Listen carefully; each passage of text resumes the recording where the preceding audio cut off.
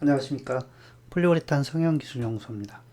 이번 시간에도 기초 특강 진행하는데요. 연질 폴리우레탄 폼에서 이소시아네이트 보고 있는데 거기에 이소 인덱스 부분이 마지막에 조금 나와 있어요.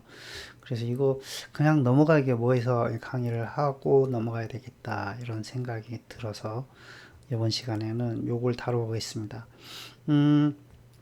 제가 유튜브나 카페 영상에 연질 퓨폼이라고 이렇게 하고 그 뒤에 이렇게 주제를 적어 놨더니 잘 안 보시는 것 같아요. 연질에만 해당된다라고 생각하시는 것 같은데 저는 이제 그렇지는 않거든요. 그러니까 연질에만 해당되는 게 아니라 폴리우레탄 전체에서 약간 공통적인 부분을 좀 뽑아서 하게 되는 거고 어, 당연히 이제 이렇게 그 폴리우레탄의 기본 화학 부분, 원료 부분은 이제 경질 또는 케이스 분야에도 해당되는 부분들이 많이 있어서 바쁘시지 않으면 그냥 틀어놓고 조금 보시는 것도 권장해 드립니다.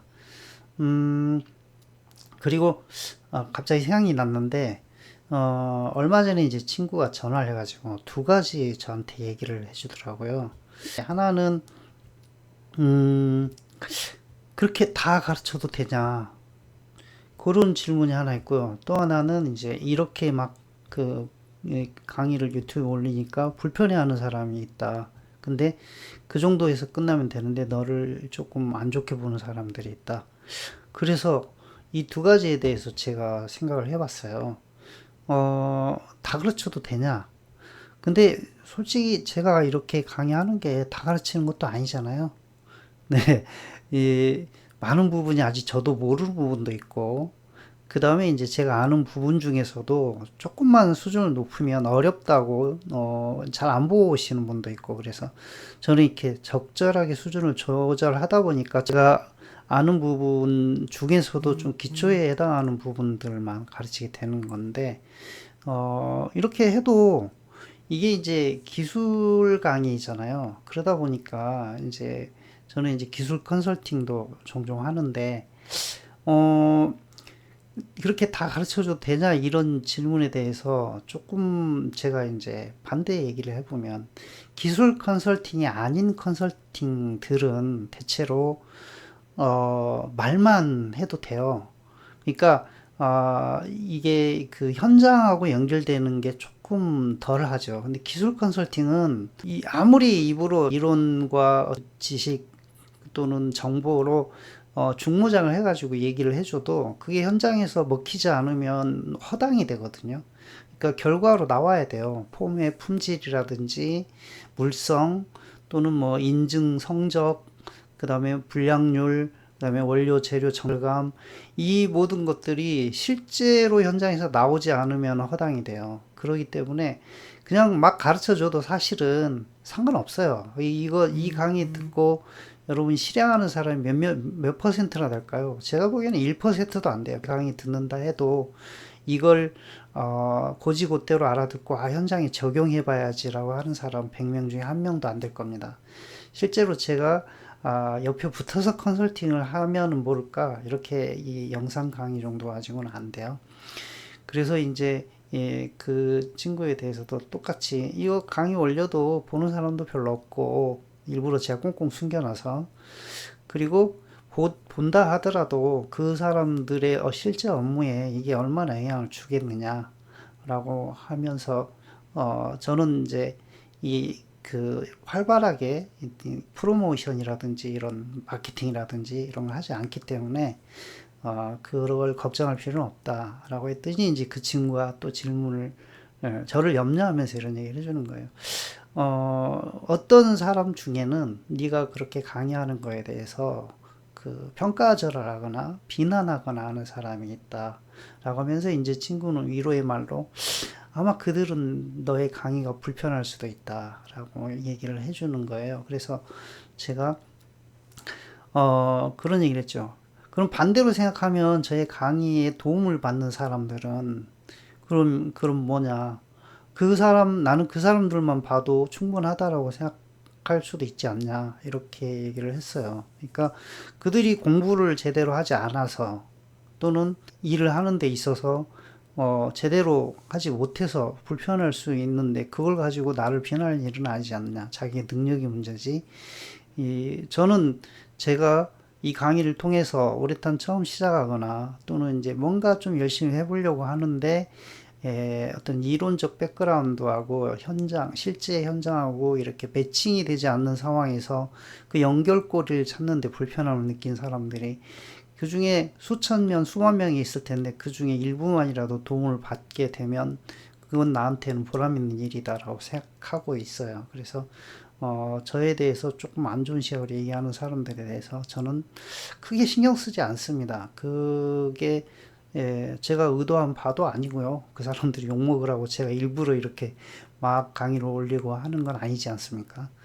관심 있는 사람들이 관심을 갖고 보고 조금이라도 도움이 되는 걸 바라고 올리는 거니까 그런 측면에서 보면 저는 긍정적인 어떤 그 매체의 역할에 대해서 충실하려고 하는 겁니다. 서론이 너무 길었습니다. 근데 꼭 하고 싶은 말이었어요. 친구의 질문이 저한테는 좀 한 번 더 생각해보는 좋은 계기가 되었습니다. 자, 제대로 강의 가보겠습니다. 이소 인덱스인데 정말 어려운 얘기들이 막 써 있어요. 그래서 제가 이거를 그대로 본문을 읽고 번역을 해드리고 하는 게 의미가 없어요. 그래서 여러분의 머릿속에 지도를 한번 그려주고 싶어요. 여기 용어 중에 이렇게 볼드체로 해놓은 게 있어요. 스토이키오메트릭이라고 하는 거, 그 다음에 이퀴밸런트, 그 다음에 theoretically 이렇게 나와 있고요. 그 다음에 이소의 양 이렇게 나와 있죠. 여기 보면 똑같은 개념이죠. theoretical equivalent amount. 그러니까 이론적인 양이 나와 있고요. 그 다음에 이소의 양이 나와 있는데 그 현장에서는 그렇죠. 액비로 대별되죠. 이 말이 이소시아네이트 양, 폴리올 양, 몇 그램 대 몇 그램 이렇게 되는 거죠. 그래서 발포기에서 비율대로 섞여서 나와서 받아보면 정량, 계량을 해보죠. 우리가 검량이라고 하는 절차가 있죠. 그래서 내가 세팅한 대로 뭐 100대 120이면 딱 나와서 그래서 3초 쏘면은 몰드 하나 채우고 이런 개념인데 근데 여기에 이론적인 부분이 나와 있단 말이에요. 스토이키오메트릭이라고 하는 이 단어 이게 이 양대양 이런 개념이거든요. 양대양, 대응, 당량 이런 개념인데 이게 어떻게 해서 나오게 됐는지를 한번 추적을 해볼 필요가 있어요. 여기까지 오는 과정을 한번 얘기를 해볼게요. 이 단어를 가지고 구글에서 검색을 하면 이렇게 어렵게 나와요.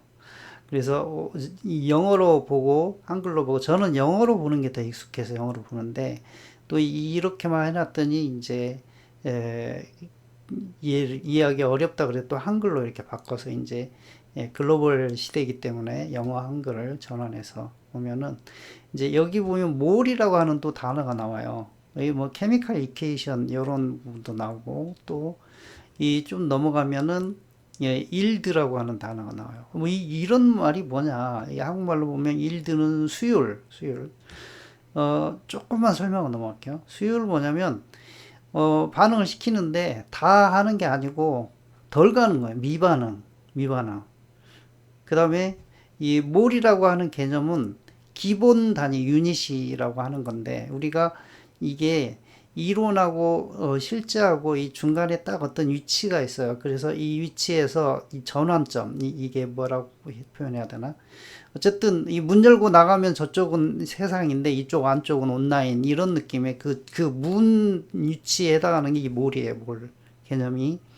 그러니까 현실로 받아들이게 해주면서 그 현실에 대한 해석을 이론으로 할 수 있게 이 키 역할을 해주는 거. 여기 키 써 있네요. 네. 그런 개념이고요. 그거를 이제 몰 개념으로 했을 때 정수로 이렇게 하는 판단할 수 있게 하는 게 이제 밸런스드 케미컬 리액션 이제 화학 반응이죠. 근데 이게 왜 나왔냐? 이게 우리가 폴리오라고 이소가 반응하는데 반응이죠. 리액션이에요. 반응하는데 양 대 양으로 일정 비율로 반응하잖아요. 일정 비율로. 이게 막 오늘 쏠 때마다 비율이 틀어지고 막 이러면은 불량이 나잖아요. 근데 그거를 왜 지켜야 되고 또 왜 그 비율이 어떻게 해서 나온 수치고 이런 것들에 대한 관점을 제시를 해주는 게 여기 이 페이지에 들어있단 말이에요. 이 스토이키오메트리 요 단어에 의해서. 그래서 요렇게 넘어가 볼게요. 이 단어의 의미가 이렇게 되는 거예요. 여기 몰에서 시작해요. 몰에서 이제 뒤로 넘어가 보면 분자량, 분자량. 분자량이 있어야 되고요. 그 다음에 여기서 제가 굳이 이 너무 어려우니까 설명을 안 하고 넘어가는 게 관능기가 있는 거죠. 분자량, 관능기. 이게 여기는 요 밑에서 제가 얘기를 해드릴게요. 그 다음에 이제 그 전에가 원자량이고요. 원자량. 그 원자량이라는 개념은 뭐냐면 내가 자연에 존재해요. 물이 한 바가지가 있어요. 물이 한 바가지가 있는데 그러면 이 속에 물이라고 하는 게 물 하나, 이 유닛이라고 하죠. 단위.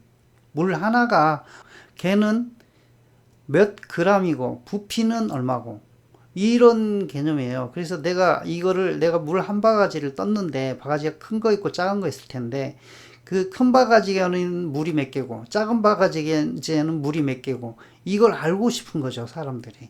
그래서 그걸 알기 위해서 이렇게 분자부터 원자로 이렇게 거슬러 올라가는 거죠. 그래서 이제 원자까지 가보니까 이게 한 유닛으로 우리가 뭔가 만들 수 있겠다. 그래서 수소, 산소 이런 식으로 탄소 이렇게 유닛이 생기는 거죠. 그 유닛을 어떻게 정의를 하느냐? 탄소라는 놈을 12라는 숫자로 딱 매칭을 시키는 거죠. 그래서 가장 작은 가볍고 작은 분자 하나를 1로 만들고 싶기 때문에 1이라는 단어 1이 편하잖아요. 정수 1로 만들고 싶기 때문에 쭈르륵 해봤더니 그럼 탄소를 12라는 걸 놓고 기준을 삼아서 하면은 그러니까 탄소의 12분의 1이 수소 하나의 원자 요거에 해당하는 거다라고 하는 거고 분자는 자연상에서는 수소 하나만 존재하는 경우가 없어요. H2 이렇게 존재를 한다는 거죠. 사실 그것도 요새는 아니에요. 그냥 수소 단체, 군집으로 존재한다 이렇게 보고 있는데 그 중에서도 이제 어찌 해보면은 뭘 하나 유닛으로 떼어낼 수 있는데 그게 H2라는 개념이지 그것도 사실은 실제 하는지 자체를 저는 의심하고 있어요. 그래서 그 정도 하나라는 걸 한번 띄워봤더니 이 수소 H2더라. 그럼 그걸 뭘로 치냐? 원자 다음에 분자는 뭐 나누다는 뜻이에요. 나눌 수 있는 최소 단위. 이렇게 돼서 분자고 그러면 그 분자도 하나가 몇 그램이고 하나가 부피가 얼마를 차지하고 이렇게 계산할 수 있는데 하나만 가지고는 너무 다루기가 힘드니까 그러니까 이제 1몰이라는 개념을 하는 거예요. 하나 가지고 다루기 힘드니까 몰로 하나를 해보자. 1몰에 이 분자는 몇 개가 들어가 있고 그 다음에 부피는 몇이고 요런 개념 질량이 아까 말한 것처럼 이 몰이라는 물질량 물자 빼면 질량이잖아요. 질량. 그러니까 부피의 개념에서 밀도 이제 공간을 우리가 채우고 있는 개념으로 보면 질량이 필요하고 부피가 필요하고 이렇게 되는 거죠. 그래서 이 몰이라는 개념은 계량 전, 계량 후 이런 개념이라는 거예요. 계량 전, 계량 후를 연결시킨다는 거예요. 그래서 다시 얘기하면 물 한 바가지가 몇 몰이냐 이렇게 되면 우리가 확실하게 이 양과 이론치, 수소 분자의 개수 이렇게 연결시킬 수 있다는 거예요. 그러니까 여기 이 몰이라는 이 숫자는 현실이 아닌 거에 딱 경계선에서 그걸 매칭을 시켜주는 거죠. 지금 이걸 보세요. 이게 한 분자예요. 여기 메탄이라고 하는 한 분자예요. 메탄은 우리가 메탄가스, 도시가스 알잖아요. 이게 도시가스를 열면 나와요. 그러면 이건 가스니까 부피를 측정을 하면 메탄 몇 리터가 있어요. 내가. 그럼 이거하고 이렇게 산소하고 반응을 시켜. 이게 이제 연소 과정이죠. 메탄을 이제 도시가스 불 붙여가지고 우리가 연료로 쓰는 거죠. 이 과정에서 이산화탄소가 나오고 물이 나오는데 이산화탄소가 얼마만큼 나오고 물이 얼마만큼 나올 거란 말이에요. 그러면 화학자들은 이런 거를 자 메탄 몇 리터에 산소 몇 리터를 반응을 시켰더니 이산화탄소가 몇 리터가 나오고 물이 몇 리터가 나오더라. 물 여기서는 수증기겠죠. 리터로 하면. 그게 딱 계량할 수 있어요, 우리가. 그러니까 이건 계량할 수 있다라는 건 현실인 거고, 그 속에 그러면 분자 몇 개가 들어가서 어떻게 반응했는지를 따져본다. 이런 개념이 몰 개념인 거예요. 그래서 이거 1몰 대 2몰이 반응을 해가지고 이거 1몰, 이거 2몰이 나왔다. 이렇게 되는 거죠. 그래서 똑같은 개념으로 이소시아네이트는 굳이 요 보면 부피로 안 하죠. 우리가 밀도를 알면 부피를 양으로 그람수로 환산할 수 있어요. 그래서 현장에서는 이 부피로 계량을 하는 것보다 제 로드셀 저울로 계량하는 게 더 편하니까 그냥 이건 이제 부피나 무게를 서로 이렇게 왔다 갔다 해서 쓸 수 있기 때문에 우리 그냥 양으로 합시다. 그래서 이소시아나이트 몇 그램이 몇 몰이고 알코올 몇 그램이 몇 몰이고 이렇게 해서 얘네가 1대1로 반응한다 라고 하면은 1에 해당하는 우레탄이 나온다. 요렇게 이제 정의를 해버리는 거예요. 그래서 다시 이론과 현실이 이제 딱 맞아 떨어지는 거죠. 그리고 본질과 현상이 맞아 떨어지는 거예요.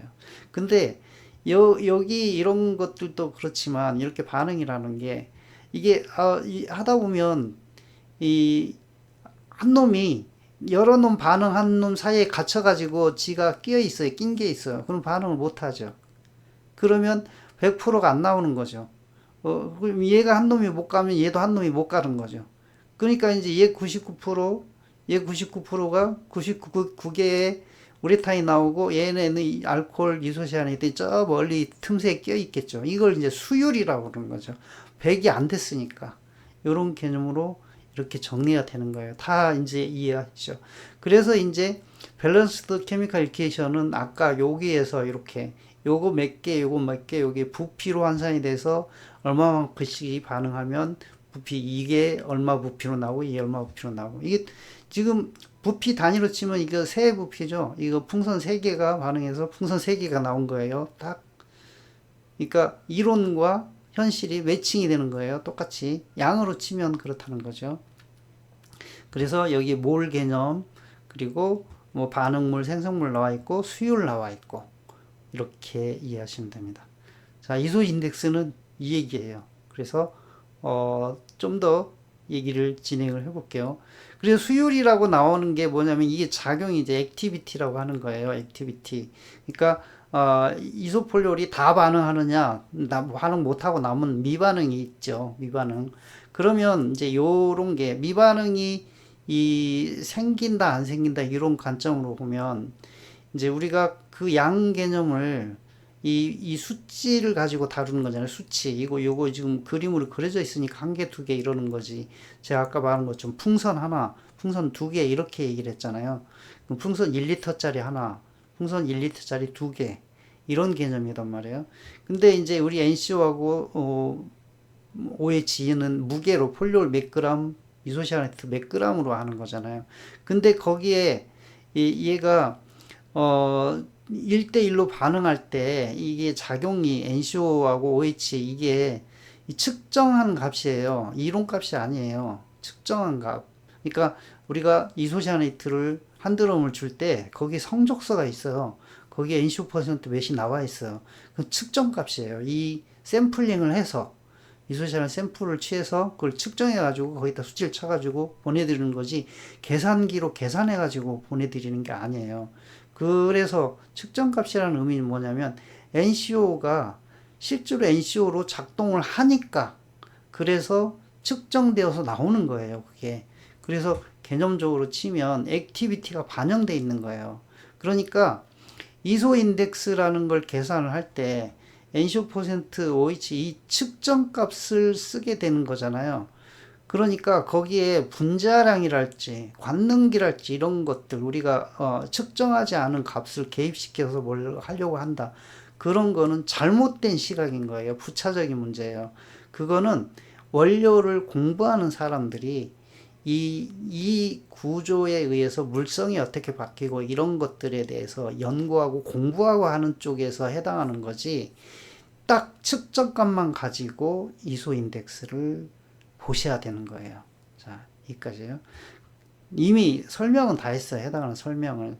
그 다음에는 이제 부차적인 부분인데, 이제 여기 수율 뭐 이런 게 나와 있는데, 이 NCO라는 놈이 아주 특징적인 게 여기저기 막 달라붙어요. 그래서 이제 요거를 더 넣고 덜 넣고 하면서 이걸 인덱스라고 해서 당량을 조절함으로써 우리가 물성적 변화라는 거를 가져올 수 있어요. 근데 이게 두 가지 측면이죠. 하나는 기계적으로 뭔가 오류가 생겼을 때 불량이 날 수도 있고, 또 하나는 우리가 이거를 알고 있기 때문에 이소 인덱스라는 걸, 이소시아네이트가 하드 세그먼트를 만든다는 걸 알고 있어요. 그렇기 때문에 그 하드 세그먼트를 만드는 거를 우리가 활용을 해서 물성의 변화를 파인 튜닝을 할 수 있다. 이 두 가지 측면이 있는 거예요. 그래서 하나는 부정적인 측면, 하나는 긍정적인 측면이 있는데 여기에 그런 기술을 해놨어요. 그래서 하드니스를 증가시키는 거, 그 다음에 이제 또 그러다가 너무 과하게 되면 이제 미반응 NCO가 존재하게 되죠. 그러면 이제 그게 물성을 해치는 요인이 있는 거죠. 그래서 이제 미반응 NCO가 존재하지 않게 하기 위해서 이렇게 완벽하게 이소를 다 소모시켜주는 이런 것들의 필요성, 그런 게 있죠. 그러니까 인덱스를 너무 올려, 하드니스를 높이기 위해서 너무 올린다. 문제가 있는 거죠. 그래서 그런 얘기를 하고 있고요. 그 다음에 이제 뭐 일반적인 연질 슬랍스터 폼은 105에서 115 정도 이소 인덱스가 이렇게 돼 있다라고 되어 있는데, 이게 꼭 그렇지는 않아요. 이제 처방마다 다르고, 그 다음에 물성마다 다르고, 그래서 일반 눈일 뿐이에요. 그리고 이제 이 물성을 해치는 요인일 수도 있다라고 해서, 그러니까 인덱스가 어떤 작용을 해서 물성의 변화를 가져온다는 건 명백해요. 그리고 올라가면 하드 세그먼트가 증가하고, 그리고 어느 정도 선을 넘어가면 미반응이 되고, 이런 수율 얘기를 했으니까 이런 것들이 특징적으로 다 작용한다. 그러니까 이게 연질만 해당되는 게 아니고 경질이든 그다음에 케이스든 엘라스토머든 다 이런 해당 사항이 있다라는 거죠. 다 해당 사항이 있습니다. 그리고 이제 여기에도 그런 얘기가 나오는데 이 로드를 더 증가시킬 수 있고, 근데 또 보면은 여기 보면 이 번 높이가 높아진다라고 돼 있어요. 이 폼 높이가 밀도가 낮아지는 거죠. 그러니까 이제 이 습도하고 또 연관성이 있는데 이소를 증가시키면 이제 반응 프로파일이 달라지고요. 반응 프로파일이 달라지는 것은 두 가지 측면이죠. 하나는 이소량이 많아지는데 총력을 처방 조절하지 않고 이소만 늘렸을 경우에는 전체 폼의 무게 대비해서 총매량이 적어지게 되는 효과가 되는 거죠. 이소가 증가하니까. 그럼으로써 반응이 늦어지게 되는 효과 하나가 있고, 그 다음에 이소가 많아지면 이소 인덱스가 증가하면서 NCO의 익세스가 더 많아지는 거죠. 그러니까 NCO가 더 많아지기 때문에 그러면 발열량도 높아지고, 여기 보면 발열량이 당연히 높아지게 돼 있어요. 왜냐면 NCO는 들어붙는 성질이 있는데 들어붙으면 바로 발열이 일어나거든요. 그래서 이제 PV는 NRT 해가지고 T 온도가 높아지면, 발열량이 높아지면 V 부피 볼륨이 커지는 거죠. 그래서 떨어지고 밀도가 떨어지고, 그리고 이제 당연히 이제 큐어링 반응이랄지 이런 것들은 이제 전체 양 대비해서 총매량이 줄어드니까 느려지는 거고, 이렇게 영향을 받는 거죠. 그래서 택프린도 느려지고 이렇게 되는데 꼭 그렇지는 않아요. 100% 그렇지는 않아요. 그러니까 어떤 경우에는 반응이 빨라지는 경우도 있어요. 왜냐하면 우리가 반응을 디텍션하는 또 과정에서 이론과 실제가 또 있어요. 그러니까 이론은 이게 젤타임 또는 라이스타임 근처의 어떤 그 포인트의 특징은 액체에서 고체로 변하는 시점을 감지하는 거예요. 그러니까 점도 증가를 감지하는 거죠. 근데 이소 인덱스가 높아지면 점도 증가가 빠르게 될 수도 있다라는 거예요. 그렇기 때문에 반응이 느려진다 라고만 생각하는 거는 또 오류일 가능성도 있어요. 그래서 이제 크림 타임 같은 경우는 명백히 느려지는 게 보이는데 여기에 젤 타임이 언급이 없잖아요. 젤 타임이 느려진다 이런 언급, 또 라이스 타임 느려진다 이런 언급이 없잖아요. 그런 거는 왔다 갔다 느려질 수도 있고 빨라질 수도 있다. 점도 증가 측면에서는 이런 차이가 있으니까 여기 언급이 없어요. 그러니까 언급을 해줘서 그럴 수 있다라고 표현하면 더 좋은데 이제 애매하니까 언급을 안 해버린 거죠. 자기들 이제 이분들도 책을 쓸 때 여러 가지 자료를 검토해서 했을 거 아니에요. 근데 어느 거는 반응이 빨라진다, 어느 거는 느려진다 막 이렇게 돼 있으니까 이 일관성이 없잖아요. 통일성이. 그렇게 이해하면 돼요. 그러니까 어쨌든 간에 이 NCO가 많아짐으로써 만들어지는 이 효과는 두 가지 측면이다. 이론적으로 리액션 프로파일이 달라지고 양적 실제에서 양의 개념, 그러니까 촉매량, 폴리올량, 이소의 양, 이 양 비율이 틀어진다라는 개념 두 가지가 작용한다라는 걸 이해를 하셨으면 좋겠어요.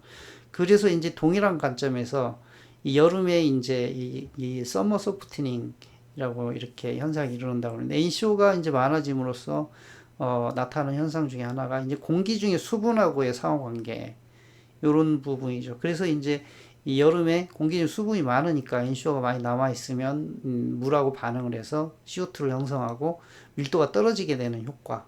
이거를 이제 여름 연화라고 이렇게 표현을 한 걸로 보이는데 이런 거 이제 라인에서 이렇게 그 반응하는 그 사이트, 그러니까 토출부터 이 폼이 그 반응해서 끝나서 커팅되기 전까지 이제 잘 감싸가지고 그 안이 이 온도 습도가 일정하게 유지되도록 해주는 게 필요하죠. 이런 그 습도에 대한 변화로. 그 다음에 이제 열대지방 같은 경우는 뭐 겨울이 따로 없으니까 이런 일은 없겠죠. 그러니까 우리나라처럼 사계절이 뚜렷한 특히 이제 겨울, 여름이 확실하게 차이가 나는 기온 변화나 습도 변화가 차이 나는 데는 굉장히 중요한 포인트일 수 있죠. 왜냐하면 이건 돈하고 연결이 되는 거잖아요. 돈. 겨울에 안 좋죠. 더 밀도가 높아지니까. 원료 대비해서. 그러니까 이제 이 겨울이 수율, 아까 말씀드린 일드, 수율이 잘 안 나오는 이유는 폴리우레탄이 대체로 그래요. 겨울에 수율이 잘 안 나와요. 온도 환경이 나쁜 이유도 있고, 이렇게 습도 환경이 나쁜 이유도 있고요. 그 다음에 또 이제 그 하나가 그 여름이 상대적으로 비 오면 저기압이 많죠. 저기압이. 그래서 그 기압에 의한 문제도 좀 많아요. 그래서 기본적으로 여름은 되게 다 유리한 조건이에요. 그 수율 측면에서. 온도, 그 다음에 습도, 그 다음에 기압. 근데 이제 겨울은 이제 그렇진 않죠. 다 불리한 조건이죠. 그래서 겨울에 관리를 잘해야 어떤 이 원가 관리 이런 것들에 대해서 타격이 없게 되는 거죠. 그 다음에 이제 인덱스하고 물성 변화 중에 이제 제가 아까 말씀드린 것처럼 인덱스를 통해서 이게 하나의 연장으로서 하드니스라든지 어떤 다른 물성, 텐사일 이런 것들을 컨트롤할 수 있는 개념으로 보는 게 맞고요.